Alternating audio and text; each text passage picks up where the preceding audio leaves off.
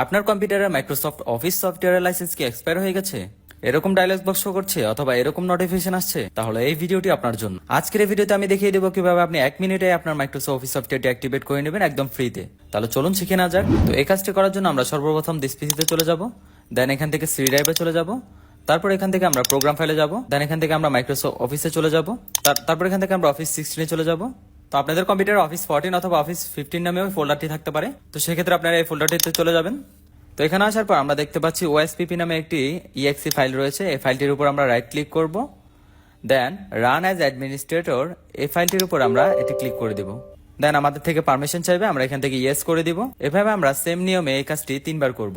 Right click করে run অ্যাডমিনিস্ট্রেটরে গিয়ে তারপর এখান থেকে ইয়েস দিব, সেম আবার করব। That's it. এবার আমরা এই ফাইলটি ক্লোজ করে আমাদের কম্পিউটারটাকে আমরা রিস্টার্ট দিয়ে দিব। তো আমাদের কম্পিউটারটা রিস্টার্ট হয়ে গেছে। তো নাও আমরা যদি মাইক্রোসফট অফিস ওয়ার্ড অথবা মাইক্রোসফট অফিস এক্সেলটা ওপেন করি, আপনারা দেখতে পাচ্ছেন আমাদের অফিস সফটওয়্যারে কোনো প্রকার নোটিফিকেশন অথবা কোনো প্রকার অ্যাক্টিভেশনের কোনো মেসেজ আসছে না। তার মানে আমাদের অ্যাক্টিভেশনটা কমপ্লিট হয়ে গেছে। তো এই নিয়মে যদি আপনারা কাজ করেন, আমি আশা করছি আপনারা 90% সমাধান পেয়ে যাবেন।